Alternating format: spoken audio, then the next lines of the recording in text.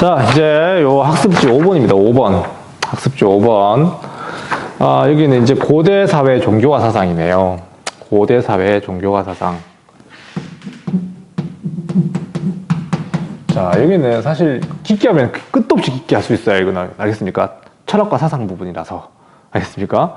고대 사회의 종교 사상. 그냥 역사를 공부하는 수준에서만 하는 걸로 합시다. 알겠어요? 일단 불교에 대한 얘기. 앞에 보면은 뭐 삼국의 왕실. 그러니까 다시 말해 초창기 불교는, 초창기의 종교라, 이 삼국은 전부 다 조상신 숭배예요. 조상신 숭배. 그러니까 얘들아, 그 초창기에 그 고구려 같은 경우는 있잖아. 큰 무덤을 많이 만들잖아. 장군총 같은 거. 다시 말하면 이건 왜 만들었냐면 자기들의 조상이 위대하고 되게 큰 우린 존재다. 그런 걸 알려주는 게 바로 그런 무덤을 통해서 보여주는 거야. 크게 만들면 돼. 알겠습니까? 우리의 조상님은 커. 위대해. 그게 이제 보여주는 게 장군총 같은 거라고. 근데 이제 언젠가부터 이렇게 안 만들기 시작해요. 무덤을 그렇게 안 만들어요. 이게 언제부터 바뀌었냐면 불교가 수용되부터 바뀐 거야. 불교가 수용되면서. 뭐 앞에 뭐 여러 가지 이야기가 나오지만 그냥 대충 보시고요. 자, 이게 이렇게 이제 뭐 장군총 이런 거 기억나니? 삐딱한데? 이렇게 생기니까 커다란 무덤을 갖다가 이제는 안 지어요. 대신에 이제 이게 불교가 수용되면서 이제는 이렇게 무덤을 만들 필요가 없어졌어. 그게 왕권 강화에 가장 큰 기여를 했던 게 불교예요, 사실. 뭐 왕즉불 사상 이거 다 이해하려면 또 철학적인 거라 그냥 왕이 부처님이다. 민간인들 사이에서 구세주는 부처님이거든. 알겠습니까? 너네 메시아 개념이 미륵인데 이 세상을 구해줄 사람, 그 사람이 왕이다. 오케이? 그러면 당연히 자연스럽게 왕권 강화가 된다고 봤던 겁니다. 알겠습니까? 부처님 모습을 하는 왕 이러면 사람 하여튼 지금은 종교가 큰 의미가 없지만 과거에는 그랬다고요. 알겠습니까? 그래서 어쨌든 왕과 부처님을 연결시키는 그런 거라든가 이런 걸 통해서 왕권 강화를 했던 시기거든요. 그러니까 불교가 되게 유용했었어요. 왕권 강화에도 도움이 되지. 불교를 수용한다는 말은 너네 스마트폰 쓰면 안 쓰는 사람과 쓰는 사람의 차이 크죠? 무슨 얘기냐면 스마트폰 쓰는 사람들 그 안에 앱들 봐봐. 뭐 유튜브도 있고 페이스북도 있고 그거 안 한다고 생각해봐요. 대화가 안 되잖아. 불교라고 하는 거는 단순히 어떤 종교가 아니고 학문이었습니다. 학문. 그러니까 불교 안에 들어있는 그 세계관, 용어 이게 이제 그 나라의 어떤 학문적 수준을 예술의 수준을 높이는 거거든. 그러니까 그러다 보니까 불교가 그만큼 임팩트가 있는 변화였었습니다. 너네 혹자들 이렇게 얘기합니다. 이제 비교를 하자면 너네 서양 문화의 충격 단순히 서양 문화를 받아들이냐 안 받아들이냐가 아니었잖아. 그거 안 하면은 근대화 실패하는 거였다고. 식민지 되는 거였다고. 그러니까 불교도 똑같은 겁니다. 불교가 그 당시에 고대 국가가 발전하는 데 있어 가지고 어마어마한 영향이 있었어요. 불교를 제대로 수용했느냐 못했느냐 그거는 나라가 존재하느냐 존재하지 못하느냐의 문제였다고. 그러니까 어쨌든 불교는 그 정도로 고대 국가에서 중요한 종교이자 사상 철학이었다고. 예술도 있고. 알겠습니까? 그냥 동아시아의 그냥 드레스 코드야. 불교를 모르고는 외교가 안 됩니다. 그 정도로. 알겠습니까? 뭐 유교도 나중에 중요하지만 어쨌든 유교만큼이나 불교는 그만큼이나 이제 임팩트가 있었다는 거지. 뭐 밑에 보면은 또 나오네요. 자, 조금 나오네. 아까 얘기했던 거. 자, 이게 좀 차이가 난 게 뭐냐면 고구려라든가 신라랑 자, 이거 백제랑 나오네요. 선생님 이거 이제 처음 봤어요. 그냥 지금 보면서 바로 하는 거라서 미리 안 봐서 이게 좀 다르다고. 자, 고구려는 이게 수용했던 거 뭐냐면 이 전지는 중국에는 중국이 당시에 크게 보면 이렇게 나눠져 있었어요. 알겠습니까? 여기가 보이나요? 북조라 부르고 이게 남조라 불렀습니다. 이 남북조 시대입니다. 됐어요? 여기는 송제, 양진, 송나라, 제나라, 양나라, 신나라. 대충 몰라도 됩니다. 이렇게 흘러간다는 거고 북조는 되게 복잡해요. 알겠습니까? 처음에 56국 시대 해가지고 하여튼 되게 16개 나라 막 와장창 있다가 이제 그걸 다시 통일한 게 북이 알겠어요? 북이, 56국 중에 전진이라는 나라가 있었습니다. 어쨌든, 알겠습니까? 전진, 후진 있겠죠? 알겠습니까? 전진, 후진. 56국 중에 하나입니다. 알겠습니까? 16국 중에 하나였고, 그게 이제, 통일된 게 북입니다. 북이. 어쨌든, 이전에, 그냥, 있는 대로 할게요. 전진 다음에, 이제 북위로 넘어가는데, 여기 북쪽에 전진, 남쪽에 양나라, 진나라. 알겠습니까? 요 시절이야. 알겠습니까? 요 시절에 불교가 마구마구 유행하고 있었어요. 알겠습니까? 자, 그런데 어쨌든 이 불교가 요 고구려 같은 경우는 전진에서 수용했던 거였고, 요 진나라에 있는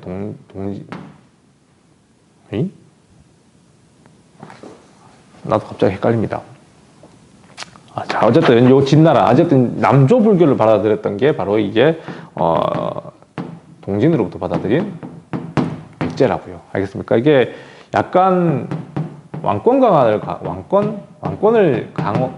강조하는 게 이 북조 불교의 특징이고, 이거는 약간 귀족적이에요. 더 이제 깊게 들어간다면 윤회사상 이런 것도 들어가야 돼. 동아시아에서 배운 파트야, 사실은 이거. 알겠어요? 윤회사상 이런 게 사실은 불교라기보다 또 불교가 탄생했던 초창기에 보면은 브라만교라든가 이게 있었거든요. 그러니까 브라만교에서 강조하던 게 윤회사상이야. 하지 말자, 그냥. 너무 길어집니다. 하여튼 그걸 극복하려고 했던 게 이제 해탈 이러면서 나온 건데, 하여튼 중요한 거는 약간 귀족적이라면 여기는 왕권 강화에 더 방점을 찍는 게 이 백제와 불교의 차이라고. 그렇게 그냥 이해합시다. 자세한 건 동아시아 시간에. 알겠어요? 자, 그리고 신라 같은 경우는 왜 같이 썼냐면, 사실은 이 신라는 고구려한테 불교를 수용한 거야. 알겠습니까? 고구려의 불교가 신라까지 전파된 거거든. 그러니까 별반 다를 게 없는 거죠. 근데 신라는 어쨌든 더 후진적이었죠. 불교를 발전시킨 데 있어가지고. 알겠습니까? 그러니까 진짜 불교를 이제 이해하려면은 중국 가서 이쪽 공부도 해야 되겠는데, 아무래도 고구려가 더 가깝고, 맞죠? 그러다가 교류도 많고, 더 발전적이었다면, 신라 불교는 수용 과정도 굉장히 늦어요. 알겠습니까? 고구려도 그렇고, 백제도 그렇고, 거의 4세기, 5세기 때 수용이 되잖아. 그 신라는 6세기 와서 수용했다고. 그러니까 거의 100년, 200년 늦은 거야, 이거. 신라가. 생각을 해보면 100년, 사실 이게 고구려 백제가 불교 수준이 거의 고등학생, 대학생 수준인데, 얘는 이제 초등학생인 거야, 이거. 신라는. 그만큼 이게 후진적이었던 거야, 이게. 고대 국가에서는 불교를 얼마나 잘 이해하고 있느냐가 그 나라의 수준이었거든요. 이해됩니까? 어쨌든 신라는 굉장히 좀 수준이 낮았고. 그러니까 신라가 이런 나라가 통일했으니까 얼마나 어이가 없습니까? 알겠습니까? 이런 나라가 이제 통일한 건데, 군사적으로는 그걸 당나라 군대에 빌려가지고 했겠지만, 이걸 나중에 학문적으로 이걸 다 통일한다는 건 쉬운 게 아닙니다, 사실 이게. 그래서 너네 아까 봤던 의상이라든가 원효가 중국 유학 떠나는 겁니다. 중국 불교를 들여와가지고 이 삼국의 불교를 통일하려고 하는 거라고. 알겠습니까? 자, 그렇게 이해하면 되겠습니다. 알겠나요? 여기 나오네요, 밑에. 왕즉불 사상. 다시 말해, 이때, 여기서 등장하는 게 왕즉불이에요. 왕즉불, 이런 거. 왕이 곧 부처님이다. 이런 뜻입니다. 왕즉불 사상이 유행했던 게 고구려 신라의 불교였고, 여기는 이제 윤회, 이런 것들 강조하면서 오히려 이게 이제 지배층의 종교다 보니까 지배층의 논리에 맞게 바꾸는 거예요. 이 불교를 갖다가. 윤회를 강조하면 안 되거든, 사실을. 알겠습니까? 윤회는 알다시피, 안 알려냈는데, 윤회는 삶과 죽음이 무한반복된다는 그 개념. 죽은 뒤에 또 다른 삶이 있는 거죠. 이해입니까? 무한반복. 알겠습니까? 내가 지금 인간으로 태어난 거는 과거에 미개했던 존재였기 때문에 또 열심히 살았고, 더 열심히 살면은 농민이고 천민이 좀 불만 가지지 말고 열심히 살면 다음 생에 귀족 되는 거야. 이 윤회죠. 돌고 돈다. 알겠습니까? 그래, 다시 말하면 이 귀족이 왜 귀족입니까? 나는 전생에 업을 쌓았어. 난 귀족이야. 이게 지배의 정당성을 막 강조하고 하는 그런 논리로 불교를 이용해 먹은 거죠. 알겠습니까? 어쨌든 불교의 역할이었습니다. 왕권 강화, 귀족들의 어떤 특권 강화, 이런 논리로. 자, 그냥 읽어보면 될 것 같고, 다 했던 거라서 2차도 있으면 다 알겠죠. 자, 유교에 대한 얘기입니다. 유교.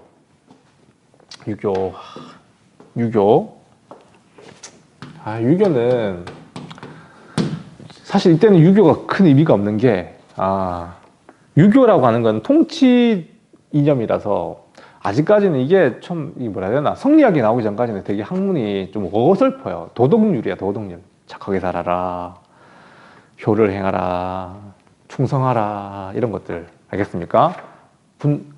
너는 알고 있는 거 있잖아요. 사군이충, 뭐, 이런 거 있잖아요. 이게 유교의 논리인데, 어쨌든 좀 공허했습니다, 사실은 이게. 그래도 이제 통치 원리의 가장 중요한 원리가 한나라 때부터 이 유교가 관학화되고, 정착되거든. 그러니까 통치 원리가 다 유교에서 나온단 말이야. 오케이? 불교는 일단 이 철학이고, 이거는 정치체제예요, 이게. 사실상. 종교가 아니고. 알겠습니까? 오케이? 그러니까 왕이 나라의 부모고, 뭐 이런 식으로 해가지고 막 유교 윤리를 갖다가 통치 원리로 바꿔놓은 게 바로 이거거든요. 유교거든요. 알겠습니까? 그래서 일단은 고구려 봅시다. 고구려 같은 경우는 이제 당연히 이제 유교도 발전했겠죠. 백제의 유교 문화, 알겠습니까? 신라의 유교 문화, 이런 것들. 그러니까 고구려는 뭐 일단은 교육기관, 태학이라고 하는 게 있었어요. 태학.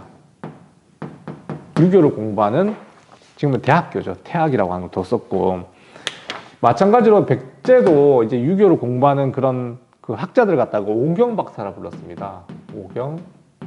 오경박사제도. 지금 또 박사 있잖아요. 척척박사. 자, 오경박사제도. 전부 다 이제 유교 경전에 통달한 사람들을 박사라 부르거든요. 알겠습니까? 이 박사제도가 있어가지고 유교를 정량했다는 거. 신라도 이 당시에 유교를 적극적으로 받아들이고 증명하기 위해서 만든 게 뭐냐면, 일단은 국학이라고 하는 제도도 있었고요. 이건 내가 빼먹었는데, 신라가 통일 이후에 그 만들어진 교육기관 국학이라고 하는 게 있었습니다. 알겠습니까? 국학 이런 것도 있었고, 자, 여기 보면은, 세속오계에 보면은 유교 윤리가 들어있다는 그런 아름다운 얘기. 세속의 사군이축 나오죠. 사친이 교의 신인전문대 살생유택. 이 화랑도에서도 화랑이 이름 공부했다는 거죠. 알겠습니까? 유교 윤리에 따른 어떤 그럼 임신서기석 이게 뭐냐면, 유교 관련된 거 다 적어놨습니다. 알겠습니까? 임신서기석은 이제 이게 그 당시 이제 신라의 그 학생들이 우리 열심히 공부하자 그런 다짐들 적어놓은 돌이에요. 알겠습니까? 그 어쨌든 여기서 이제 유교의 어떤 유교를 열심히 공부했구나, 유학을 공부했구나 하는 걸 알 수 있다. 임신서기석. 그러니까 어쨌든 전부 다 이제 이 삼국이 유교를 수용하려고 되게 노력했다는 거. 이거 사실 이거 다 연관되는 건 이 율령이에요. 율령을 같이 공부해야지 이해가 되거든요. 유교 원리에 따른 어떤 통치 조직의 정비, 그 다음에 형벌제도, 행정제도, 알겠습니까? 이게 다 율령인데, 어쨌든 율령제도와 유학과 이런 게 다 연관이 있다고. 좀 너무 설명이 좀 모호한데요. 이게 사실 중국사를 해야 됩니다. 그랬어요. 중국의 한나라 때, 오경박사, 한나라가 했던 갑자기 생각 안 나노. 다 까먹었어요. 걔 누구니? 몰라. 이제 그만합시다. 어쨌든, 유교 관련된 이런 것들 전혀 체크해 두시고요. 오경 있네. 오경은 시경, 서경, 역경, 춘추, 예기 이런 걸 갖다가 우리 5개 오경이라 부릅니다. 됐습니까? 시경이 뭔지 서경이 뭔지 이거 다 외울 필요는 없는 것 같은데요. 어쨌든 이런 게 옛날에는 중요한 과목들이에요. 지금 국영수사과처럼. 알겠습니까? 옛날에는 시경, 서경, 수경, 춘추, 예기 이런 걸 공부했던 거예요, 사람들이. 알겠습니까? 자, 뒤에 봅시다. 뒤에 보면은 또 불교가 나오는데요. 이제 통일신라 시대 불교네요. 이거 왔다 갔다 이건 너무 힘들다, 야. 자, 또 나오는데. 자, 일단 이 신라 중대 불교. 이 중대 불교. 계속 이제 불교는 밑에다 적을게요. 자, 힘들다, 이거. 신라 중대 불교. 그러니까 통일신라, 그러니까 아까도 얘기했듯이 신라가 통일하잖아요.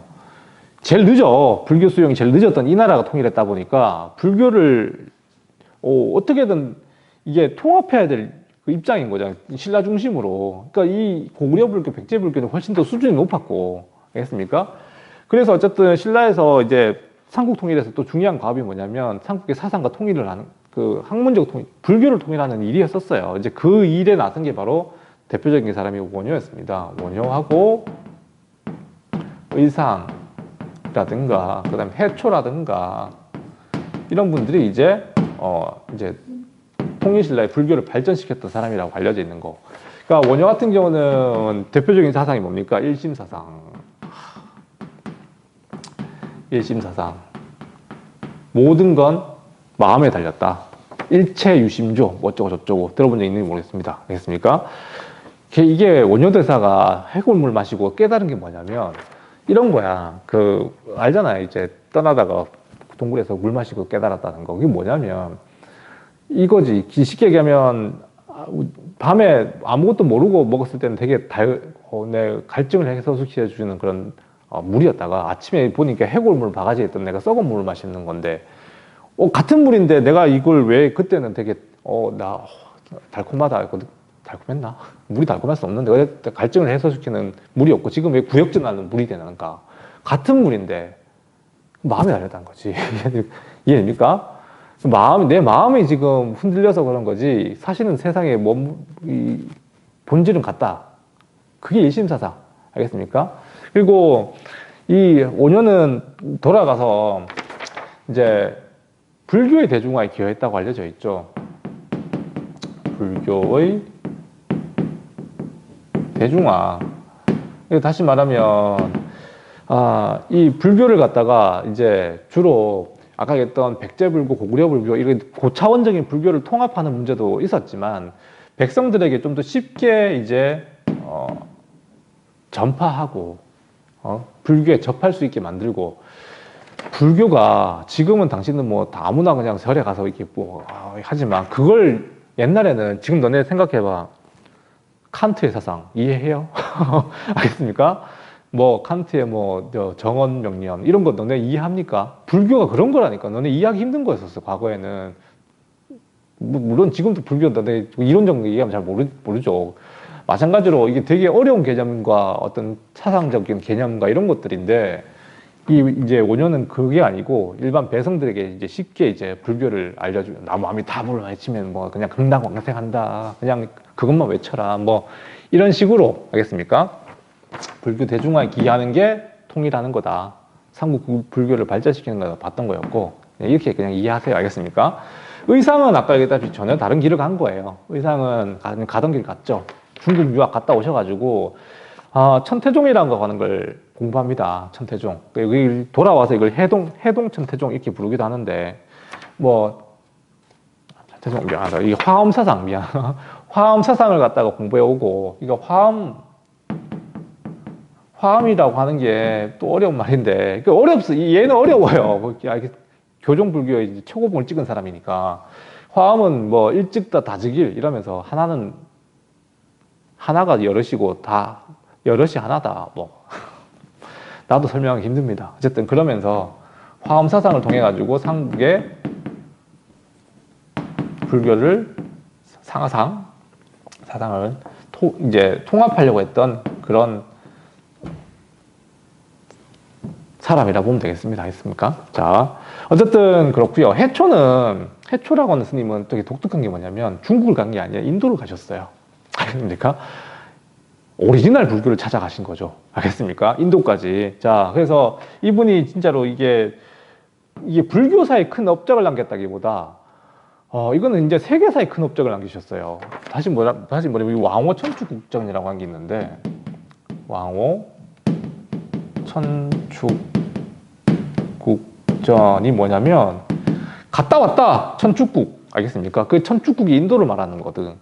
그러니까 인도 갔다 오면서 이제 인도 불교를 오리지널 불교를 배우러 간 건데 사실은 이해됩니까? 근데 그것보다는 이게 이 당시에 이 인도라든가 이쪽이 있잖아 역사에 제대로 기록이 안 돼 있거든요. 근데 왕호천축 국전이 그 당시 인도를 파악하는 되게 중요한 자료가 됩니다.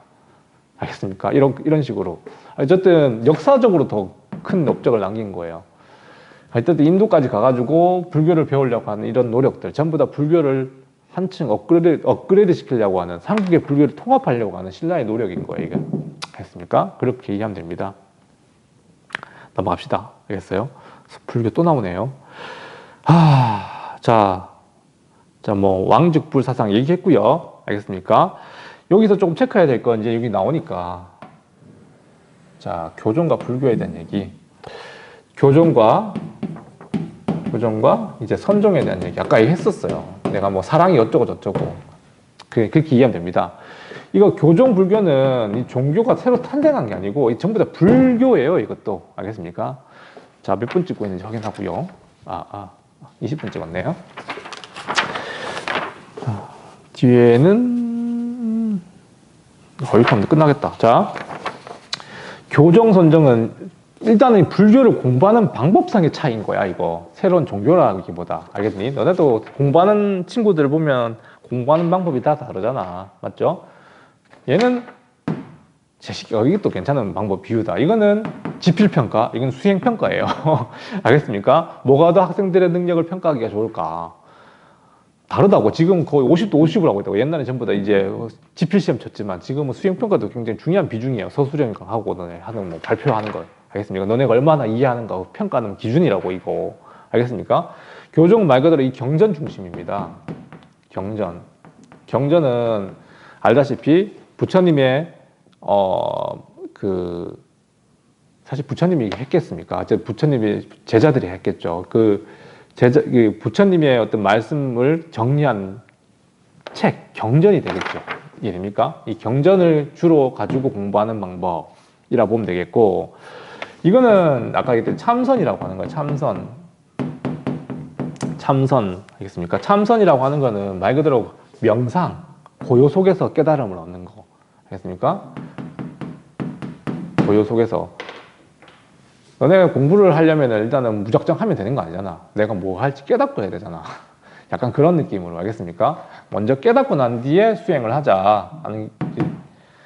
깨닫는 게 중요하다. 알겠습니까? 이 경전은 읽으면 읽을수록 번잡하고, 그냥 부처님이 했던 건 심플한 건데, 그걸 왜 자꾸 글로 표현하다 보니까, 되게 복잡해지는 거다. 그냥, 진짜 그 마음을, 이신점심. 알겠습니까? 그 마음을 말하지 않아도 알잖아요. 네 마음. 그거, 그런 생각하면 됩니다. 알겠어요? 자, 이건 주로 귀족들이 좋아할 수밖에 없죠. 귀족들은 경전을 접할 수도 있고 글을 읽을 줄 아니까. 근데 이거는 그렇지가 않았고, 주로 서민도 많겠지만 적어놨으니까 서민이라 아니면은 지방의 호족들 중심으로 조금 다른 개념인데, 알겠나요? 호족들은 이 방법을 더 선호했다는 거. 얘들은 일단 군인이잖아요. 지방에 무슨 경전이 또 많이 보급됐겠습니까? 어쨌든 이런 식의 어떤 방식으로 했다. 알겠습니까? 이제 하나만 합시다. 지친다, 나도 이제. 자, 풍수지리설이 먼저만 할게요. 좀 넓힐게요. 자, 풍수지리설. 자,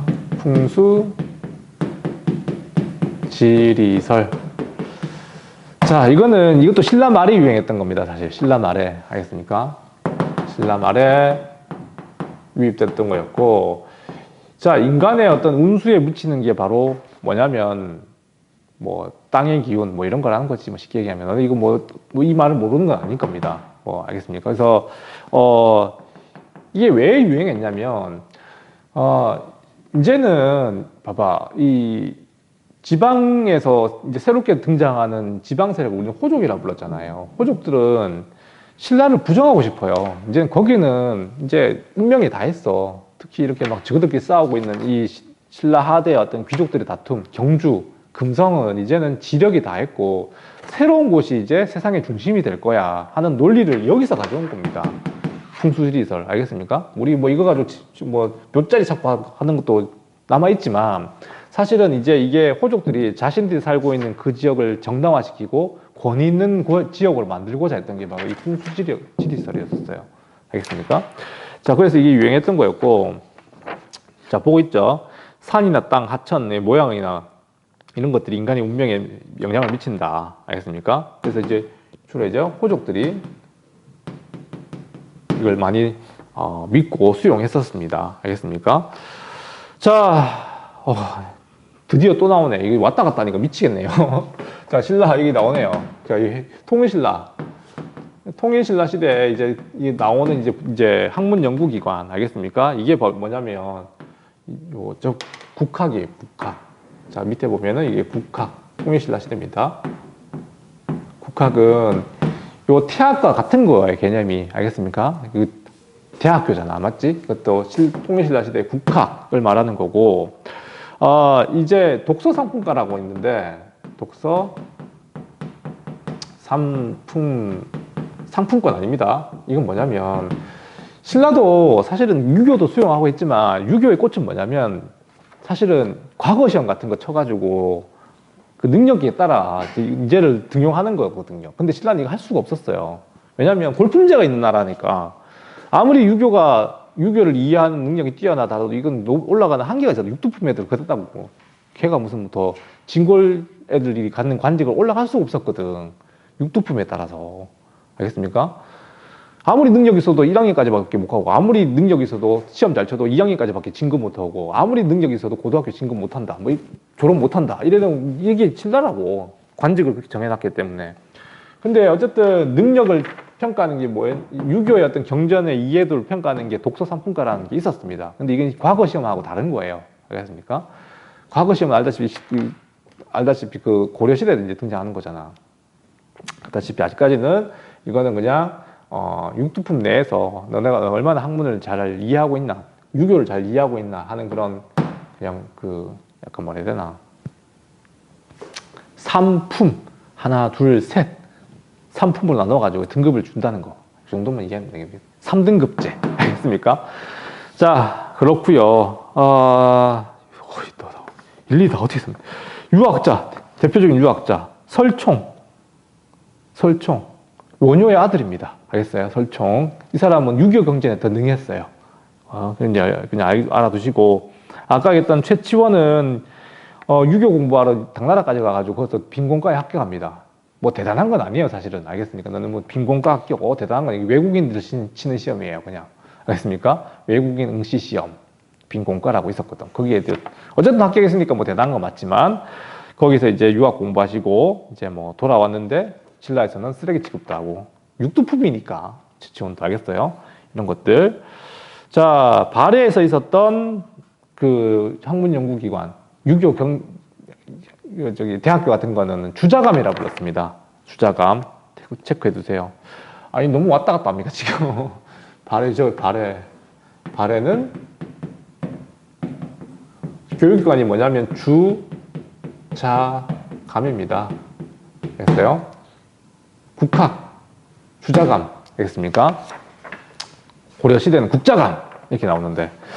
자, 어쨌든 주자감이 있고, 이게 어쨌든 발해 학문연구기관. 이렇게 정리하면, 자, 5페이지 요거는 이렇게 정리하고 마치겠습니다. 끝.